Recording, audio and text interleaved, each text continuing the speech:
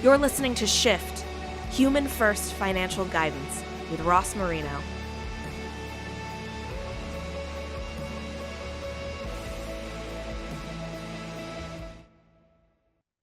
Today, we are shifting the conversation with Marla Sofer. Hello, Marla. Hello, Ross. How are you? I am good. It is so good to see you. I just saw you recently at the Shift conference. You were there with some teammates. Looked like you having a blast. We did have a blast and we loved Shift. We thought it was an absolutely fantastic conference. I think it was head and shoulders above quite a lot of the other wealth conferences because of its culture, because people there were curious and absolutely cared about transitioning wealth to be a lot more human-centric. It was a neat experience. I definitely enjoyed it. I didn't have a ton to do. Well, that's kind of joking, but other than speaking, I didn't have a lot of to do. So I got to have a lot of conversations and observe and interact with people. Obviously a lot of fun. I really enjoyed it. Glad you guys were out there. Now, a lot of people may not know who you are if they haven't met you. How about you take the first 60 seconds and let everybody know who you are and what you do? Sure, that sounds great. So I am a longtime financial services and fintech exec turned founder of a software company. So I got my start as a private banker, serving international private banking clients in South and Latin America out of Manhattan. And then I spent over a decade at JP Morgan and then at BlackRock, serving very large asset managers with all of their operational needs before I transitioned into fintech. And I've been at several leading fintech companies and also worked at Microsoft since 2015. Very inspired by helping helping the industry get better. So last January, I launched Nomi. And Nomi is all about helping the industry and clients connect more effectively and dynamically with verified, permissioned, and ongoing customer sharing their own data so that they get more value out of the financial providers that serve them. The whole company, the whole concept was fascinating to me. We've spoken a couple times. I remember going to the website and then meeting you, and I'm sure you recall our first conversation. It was almost mind blowing. Like, this is so cool. And I got to see your slide deck, and we really went into the weeds. But before we dive into what the company is, you came from the corporate world and you've obviously transitioned and you became an entrepreneur. How about you walk us through your journey of coming into the world of entrepreneurship and that point where you said, I have to do this? Sure. I often talk about how nonlinear my journey is and how oddball it is. So I actually studied peace and conflict resolution in college, thought I was going to be a diplomat. I actually got a job coming out of college at Merrill Lynch and I turned it down, saying I would never be in financial services. And then I took this job at a bank and really, really loved it. I loved the opportunity to talk to people. I love helping people solve their problems. So I spent the next 14 years in financial services in different settings. And what's unique about that chapter of my life is that the settings were very different. Working in a small private bank and then working at JP Morgan, starting in New York and then relocating to California to work at JP Morgan here, and then moving to BlackRock and spending 5 years at BlackRock, running operational strategy. All of that was kind of what I call my chapter one, my exposure to the established industry and how it works, and really how it works. So like how do trades get settled and how are they accounted for, and what is fund administration and what's all in that. And then I moved into fintech in 2015, very inspired by make the industry better, solve people's problems. So I worked at 4 different fintechs, and I also led financial services strategy at Microsoft. It was actually 6 years ago, I got a job leading partnerships at GemStep, which was one of the earlier white label robo advisors acquired by Invesco. And I made it clear in my interview there 6 years ago that I want to start a company. And it was then just a matter of refining the idea, what it is, the company that I wanted to build. It started to crystallize when I was at Microsoft. I reached out proactively to somebody we both know very well, to Megan Lertz. I saw an article she had written on Kitsis.com and thought, this is my advisor. She is exactly aligned with the concept that I'm looking to build. And I've got kind of a lot of the on the ground experience with how it's going to be deployed. I didn't have enough confidence at that time to leave and start a company full time. So I took another job in fintech. And it was actually my daughter and my own reflecting on what I wanted Nomi to be. My daughter basically asking, "You've been talking about launching a company for a long time. When are you going to do it, Mom?" And my own reflection on the heart of what Nomi is. And it's really about living your life and making decisions that are aligned with what you want to do in life, the impact you want to have. That finally inspired me to act. So I launched Nomi early last year. It had a huge impact on my family. And as you know, always being our primary breadwinner and the rock and stability in our family. But here we are, and I'm loving it. It is quite the journey, and yeah, very random, obviously going from place to place, but it's neat that you were able to meet Megan Lertz, who is one of the, I think, smartest people in our profession out there. I read everything she writes, love it. She certainly gets the human first financial guidance movement out there and is one of the leading voices out there. Love what Nomi's doing. I know that part of the deliverable, part of what you do is help people understand their financial identity. So how about you talk about what Nomi does and what the Nomi financial identity is? Sure. So let me start with saying, like, one of the reasons I launched Nomi is because I'd been working in the industry for so long, and I realized, regardless what rung of the supply chain you're in financial services, every single rung struggled to really deeply understand its customers.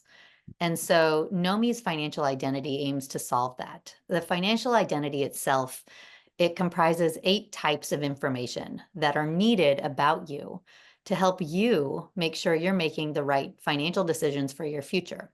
And so one of those types of information is very broadly available today. That's behavior. Your behavior. What have you already done? The actions you've already taken. A lot of the early aggregators, the Mints and the Empower Personal Capital, Monarch Money, they're pretty good at aggregating your behavior to help to tell you, where your holdings and your concentrations and your transactions.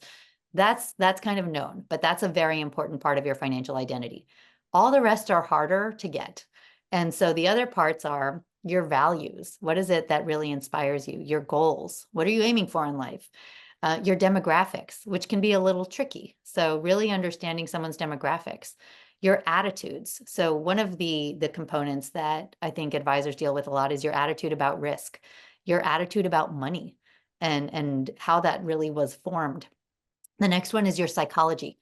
And so a lot of this is inspired, the psychology component of your financial identity, very inspired by Meg and her academia.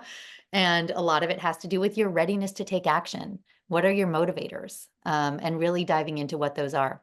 And the last 2 parts of your financial identity are the people in your life and who you share money with, and your life events. How is your financial identity evolving over time? Your financial identity is really only as good as the moment at which it's captured.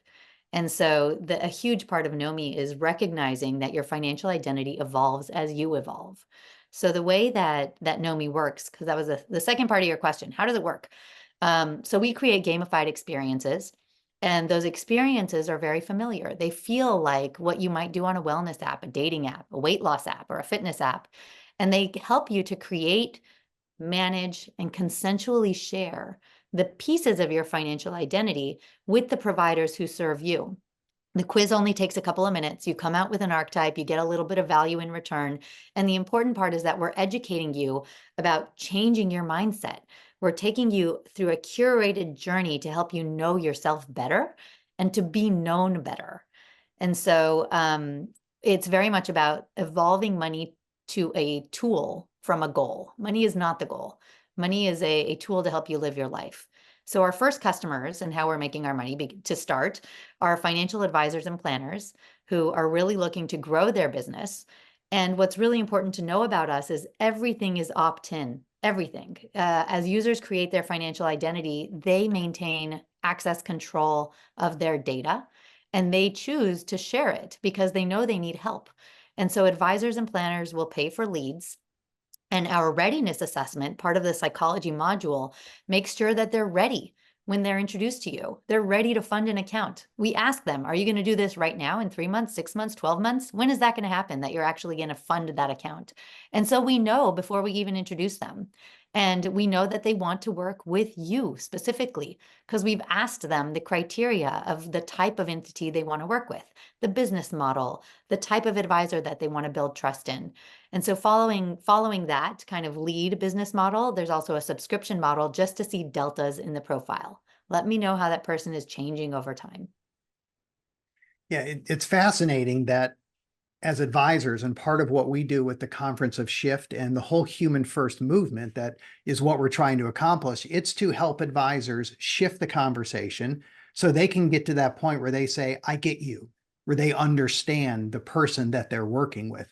You've taken a different approach to it for the same end that I think will be way more powerful, because you're actually taking my prospective client and preparing them before they even really sit down and meet with me, where they really do understand what makes them tick, how they got to where they are today. And then I don't have to think about shifting the conversation. It already shifted because there's the data. You have an output, you have a report, and now all of a sudden the conversation is going to be there. So what is kind of nuanced, I think, from the advisor standpoint of trying to navigate that process of shifting the conversation to really get to, it's not about the money, it's what the money is for, which is really right to go. How did you say that, going from what was it, a tool to a goal, right? Great line there. That is the shift. It's a tool for what matters most to you. It's not just the goal of more money.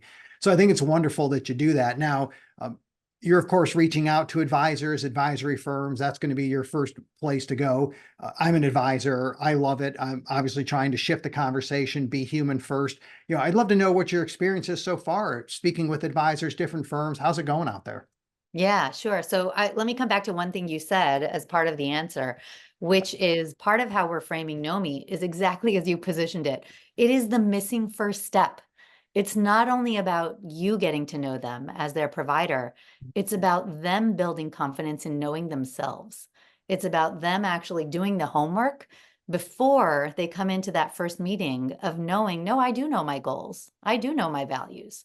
I'm now ready to come into that conversation with confidence in my own self-knowledge. And so it's that first step to make sure that when they go in and speak with somebody, or when they talk to their banker that they've had a relationship, or their advisor for 20 years, they can actually explore this part of their identity, through this self-discovery they've done. It gives them the language of themselves. And so, we kind of help them open up a different way of deepening relationships. So with that, the industry loves it. I have yet to meet with one type of company at any rung of the financial services supply chain that has said, yeah, no, we're not interested. We don't like it. Thank you. Goodbye. Everyone is like, oh, that's really interesting. That's a fresh idea. You're actually engaging people to give us what we're desperate for. We're kind of creating gold. And so the gold is not very hard to sell. It is, how are we going to make sure we continue to engage consumers so that they see the value in constructing their own profile? So the market, we're a marketplace product. We've got two, in fact, three different customer sets. The consumers also really love it. They love the idea that it is all about empowerment. It is a financial wellness play that de-stresses financial wellness by not talking about money. We talk about them, their lives, their values, their goals. It gives them freedom for this mindset shift. And so we've got several partners that we're going to be working with, primarily in the data space. And the way that we've prioritized our partnerships is really to fast track profile creation. Somebody wants to kind of fast track everything I need in my profile, they can gather that in. Behavior is something we won't build because it exists out there. We'll integrate with the likes of Plaid or whomever else that is much better at building those APIs than we are. The same thing for tax information. There's a great company called Tax Status that will help you pull in kind of all of your IRS data, learn a lot about you. With respect to where we are as a company and how the market has responded from kind of investors. So we just, I'm pleased to say, we just closed our pre-seed round. We're only a little bit over a year old as a company. And that means that we get to kick off our seed round. So we are in never-ending fundraising, as many software startups are. We've got several relationships built with a lot of investors, both strategic kind of advisors that are interested in what we're doing, family offices, and a lot of the larger advisory groups that are excited about this fresh approach to not only help me know my customer and help me understand how they're changing, but help me understand a big group of customers, help me really analyze and recognize where the trends are going by being able to dive into the data so that I know how I need to evolve my own business. Now, I know you're raising money, you're growing, you're adding people, specifically people from outside of our profession. You're putting together a great team. I'd love for you to share maybe some of the people you've added recently, and also what changes or enhancements they brought to Know Me, because obviously when they come in, they're going to improve things. So can you talk a little bit about that? Sure. So from the early days, I was pretty adamant that I wanted to bring in people from outside the financial industry that know a lot about user experience. And honestly, finding the right people is hard. Over the last year, I had a couple of different people pop in and out of Know Me.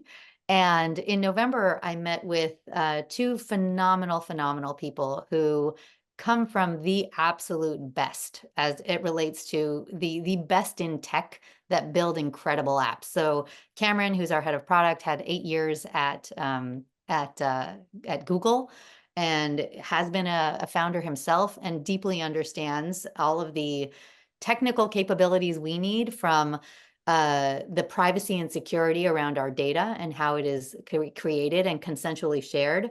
He's just incredible at the technical side of product. And Tiffany had spent years at IDEO, which I don't know if your audience is familiar with IDEO. They are the top design thinking, design consultant in the Bay Area. They've been around for over 40 years. They are the ones that they're kind of like the McKinsey of design is the way I would position them. And so Tiffany spent years there. She then led a couple different design exercises at Salesforce. And she was the head of design at a company called Pendo, focused on behavioral analytics. And so she's deeply familiar with the customer and the customer's needs and how do we engage them. That is the critical component for us to solve for in our talent base so that we can actually engage the consumer to get them to create these profiles and recognize the value in the profile. And our prototypes have evolved like incredibly over the last 6 months, just since they joined. Our prototypes are fresh thinking. They recognize a lot of what the latest, greatest apps out there in the world have actually done deep research on with respect to what we call compulsion loops. How do we get people to come in the short, medium, and long term and want to engage in our app? And so I'm thrilled with those new hires. And then we've got other great folks on our team that focus on growth marketing, data science. I have a fabulous fractional CFO, COO, who's kind of helped us build incredible hygiene in our company. And overall, I would say the core concept hasn't changed a lot. We have really focused in on our target market. And so in the beginning, I was talking to all kinds of financial companies, banks, insurers, credit unions. They all love the idea for Know Me. Where we're focused to start is growth-hungry RIAs and planners. We're starting there first. The larger companies, I'm very familiar, I've been in B2B to C fintech and I've been in B2B fintech.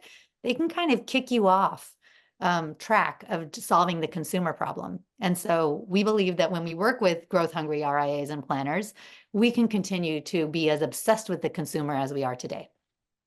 Well, I know a lot of growth hungry RIAs and planners, myself included. So we're all trying to grow. We love what we do out there. What's a way for people like me and the other RIAs out there to learn more about Know Me? How can we engage with you? Sure.